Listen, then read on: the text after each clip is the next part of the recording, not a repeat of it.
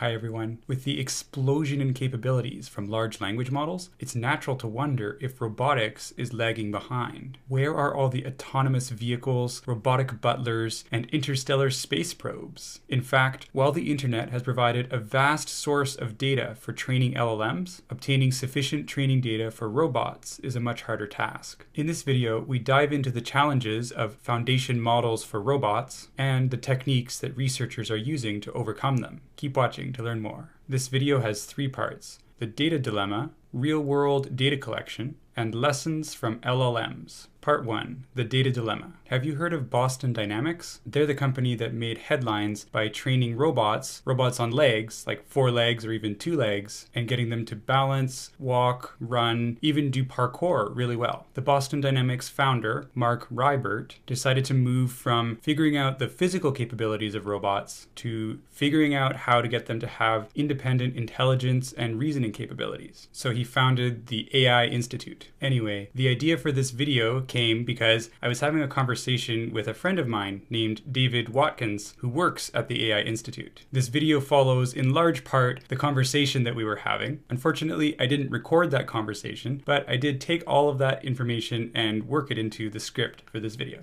Again, huge thanks to David Watkins. It was a very inspiring conversation, and of course, any errors are definitely my own. I've put a link to David Watkins' homepage in the description below. It's the first link there, so please check it out if you're curious to learn more about his work. Also, his team at the AI Institute is hiring in case you'd like to go work there. Anyway, the original challenge that Boston Dynamics was focusing on was balance. They and other researchers have mostly solved that by now, and now dexterity is the new challenge. It turns out that having very fine motor control with precise movements and feedback from the nerves in your fingers, turns out that replicating that in robots is very, very difficult. It's just a hard problem in general. Actually, there's a part of your brain called the cerebellum, which is responsible for all the movement computations that humans do on a daily basis. The cerebellum is physically very small, but it's densely packed with neurons. In fact, it has about 80% of the neurons in your whole brain. And amongst animals, humans have quite a large cerebellum because we evolved to be able to use our hands very precisely. Amusingly though, birds have a larger cerebellum, relatively speaking. I guess flying is even harder than having opposable thumbs. Of course, in theory, we can scale the solutions that were used to solve balance all the way to dexterity by simply using more data. And by scaling it up and up, you might be able to land on foundation models for robotics that way, at least in theory. But there isn't a lot of high quality data to represent motions of robots. The best overlap is actually with video datasets and video generation models, because they contain a lot of knowledge about how things will move around in the world. Vision language models are particularly useful because they understand textual descriptions of things in the world and also what they visually look like. And often we want to be instructing robots in a textual manner for what we want them to do, and then they'll have to figure out how to carry that out using visual input. This is a key point, actually. Most robots rely on vision rather than tactile feedback, as we would get from our nervous system. That visual feedback might be not just the eyes in a normal place in a humanoid body, but also cameras on all the arms, that type of thing. And yeah, a lot of robots would have servos to control their grippers and pincers, but they may not be getting much feedback from those servos, which would be the equivalent of nerves. We'll talk a lot more about vision in the following sections. But first, how would you actually get training data for a robot control model? An easy way is to run simulations. You can basically get a physics engine to try to predict what will happen and throw in a representation of your robot along with the code that it's trying to run and churn out simulation results. This works pretty well. It lets the robot explore different search space, see different options, but it's not super high quality data. The data is only as good as the physics simulation, and the real world is always a lot more complicated. Unfortunately, gathering data from the real world is very time consuming, and there are definite limits on how much data you can actually gather. So although scale would solve most problems here, it's hard to scale high enough. Nevertheless, using real-world data is the best option available currently. And you could think of it as having unsupervised and supervised modes. A robot running in unsupervised mode is basically like a robot running in a simulation. It's allowed to just spin its motors and look at the results coming back through its cameras and try to learn when doing something doesn't have the result that it expected. Then you can also have supervised approaches, which typically means that there's a human in the room that's actually providing feedback to that robot. The simplest type of supervised data collection is to use what's called teleoperation. The idea is to copy the way that a human would solve a task, like picking up a block or throwing a ball or whatever. Teleoperation means a human is operating a device remotely. For example, a human could actually push a robot arm to the right place, push its fingers together, and push it off to the final destination. Or, and this would be proper teleoperation because it's remote, a human could have some kind of control pad or joystick and use that to move a robot arm around. Given enough examples of how a human would solve that problem, the robot can go off and learn to try to do it on its own.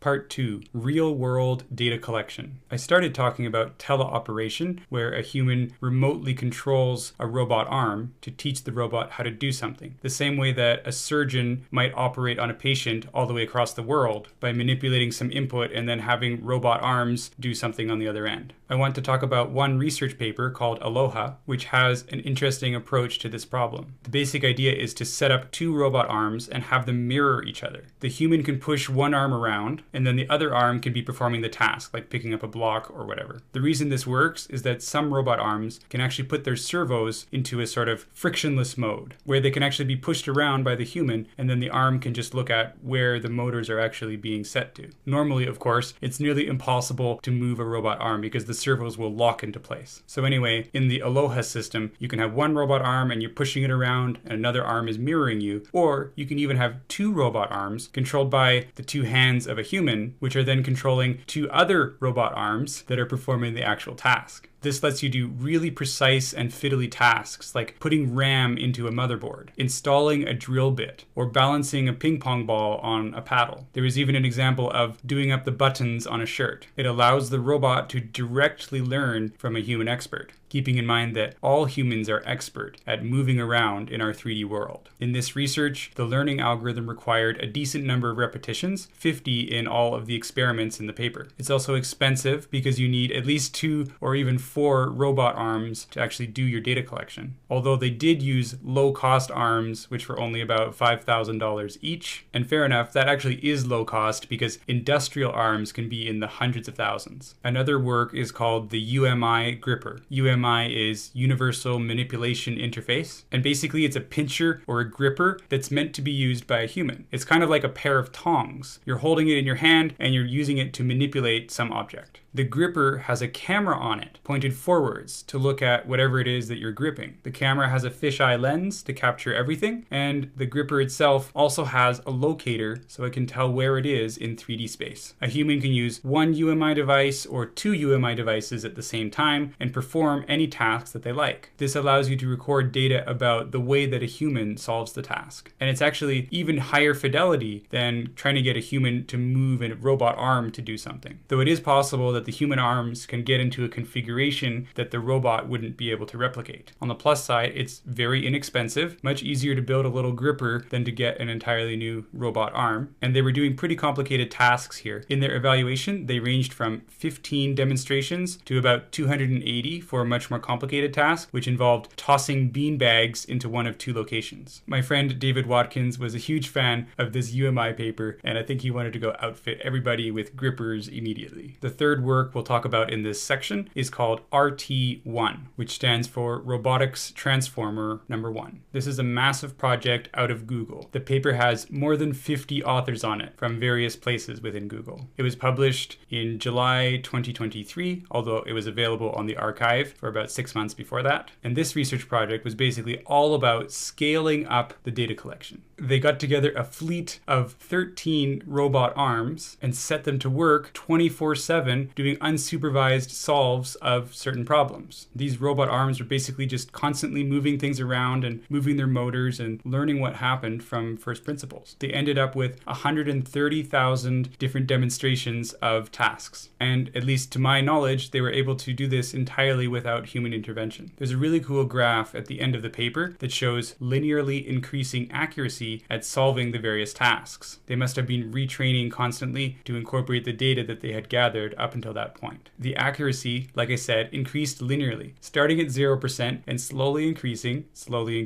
until it hit 100% and then stayed there. In this data set, the robots were doing one of 700 different commands. So as you can see, when you have 130,000 demonstrations going on, that's a really big data set. And it represents a really cool, although brute force approach to this problem. How do you gather data about how robots operate when you know that data from the real world is what's actually most valuable? Well, you basically have to build robot classrooms. Part 3, lessons from LLMs. In the last section, we talked about RT1, which gathered 130,000 different demonstrations of robots doing different tasks. After that, Google also published a paper called RT2, surprise, which was using the same 130,000 dataset. RT1 was using typical robotics modeling mechanisms, but RT2 went a different way. It started leveraging all the GPT and large language model innovations that had been popping up at the same time. RT2 leveraged a large vision language model, which had been trained on data from the whole internet. As a vision language model, it was basically multimodal. It could understand and think about text as well as visual characteristics. What they did was they used an unmodified model and they converted all of their commands to the robot to just text inputs because the model could already process text as input. And then they also defined the output robot arm commands so that they could be output from the model via text. Then the model as a whole could basically be reused. It was fine-tuned a little bit to form what they called a vision language action model. Fancy way to say that it understands vision, it understands text, and it can ask for declarative actions. The next paper from Google was surprisingly not called RT3, but actually just called AutoRT. This was only published on arXiv about a month ago, and it's now from Google DeepMind. What AutoRT did was it was built on top of a large language model. They didn't say which one, but it was probably Bard based on the timing. They wanted to see how well a foundation model would actually work in these robotics tasks. So they didn't modify or fine-tune the large language model at all. They just prompted it. And apparently the prompt started with, "I am a robot operating in an office environment." I'm assuming this large language model could also understand visual inputs, which seems to be common for multimodal versions of GPT or Gemini or whatever. Anyway, they did basically the same experiment again. They collected 73,000 robot demonstrations that were unsupervised, where the robot was just like physically moving its motors around and all the data was being collected, which took 7 months, and the tasks only had a 21% success rate. These 73,000 unsupervised runs were also augmented by 3,000 supervised runs, where there was a human doing teleoperation. But even the teleoperation only had an 82% success rate. These are clearly much harder tasks than what was being done with RT1 and RT2, because I think those models were able to reach 100% by the model alone with no human involved. Also, they tried running RT2 on these same tasks that they were giving to AutoRT, and RT2 only had a 4.7% success rate. So I guess 21% success rate isn't that bad for AutoRT. It seems likely to me as well that they were probably experiencing improvement, maybe linear, over time, and they may have just stopped the experiment too soon, so they couldn't increase that 21% beyond that point. Anyway, because it was a prompt to a large language model, it was really funny because they put in what they called a robot constitution, which had foundational rules based on Asimov's laws of robotics. Yes, I kid you not, they actually used Asimov's 3 laws, and safety rules such as don't handle sharp objects, and also embodiment rules with descriptions of the physical attributes of the robot. For example, the maximum payload that it could easily carry. So can large language models alone drive robots? I mean, they have a lot of information from the internet about how the world works, but only partial information about how the physical world works. There's text and there's vision, but there's no proprioceptive feedback or information about what it feels like to move around in a physical space using motors, bumping into things, and so on. The founder of the AI Institute, who I mentioned at the beginning of this video, had a researcher working with the AI Institute, and he said about this researcher, Marco Hutter has been working on reinforcement learning, largely developed in simulation, but then applied to physical robots. It's in the same neighborhood as large language models in that you're letting machines discover data and then putting the data together rather than hand designing a solution. He's got robots climbing on things very impressively, using different parts of their bodies to climb without ever having encountered that particular obstacle before. So they still have a data problem, right? They were starting with this simulated situation and then trying to adapt that to the real world. And they were using reinforcement learning, which is good, but they weren't able to leverage the whole internet's worth of data like you can for LLMs. So that's why robotics foundation models are nowhere near as impressive as LLMs yet. In fact, the most recent Google paper that I mentioned, AutoRT, seemed like a lot more of a data collection procedure where they used a completely unmodified LLM rather than a serious attempt to make a robotics foundation model. Because you have to solve the data collection problem before you can try to do that. But probably the next work to come out of Google will be a fine-tuned LLM based on tons of data, whatever they've been able to collect so far, and that might really be the next phase of capabilities in terms of these foundation models. I, for one, am really looking forward to it. There is another approach. If you don't have a lot of training data, instead of trying to get more data, you can try to develop smarter representations. In theory, transformers, Mamba, LSTMs, recurrent neural networks, they can all represent the same things. They just do so more or less efficiently in certain cases. We know that existing deep learning models have way more parameters than they actually need. We know this because there's a technique called model quantization, which condenses the parameters into a much lower dimensional parameter space. This is how LoRa fine-tuning works, for example, and why you can get away with having a lot less memory when you do it. You can get essentially the same performance from this much smaller model. And a good way to think about it is that there's a trade-off when it comes to amount of training data and amount of computational power needed to make the model. It's much simpler if you have lots of training data to just throw more data at it and way more parameters than you actually need, because you'll converge on something that works while needing comparatively less computational power. On the other hand, trying to find this smaller model, this quantized model, is like looking for a needle in a haystack. If you set some of the parameters wrong, then it might take you much longer to actually converge on a good model. So in theory, you could have actually trained this needle to begin with if you had a lot more computational power, or if you knew more about the data structure. So in robotics, we can't really use the current trade-off where you just say throw more data at the problem, which means we either have to develop more efficient computational techniques, or we have to define more precisely what the patterns are in the data so that we don't go down blind alleys looking for a good model. Recognizing any form of structure in the data that you're trying to learn from will let you have a much more efficient representation. And by efficient here, I mean you will need fewer parameters to represent it. And there are actually tons of correlations and structures in the data when it comes to three-dimensional space. For example, rotational invariance. If you're trying to use a robot hand to pick up an object, and then you know how to do that, and the object gets rotated a little bit, you can just rotate the arm around as well, and then use the solution that you already know about. Apparently, doing this can approximately cut the number of variables you need in half.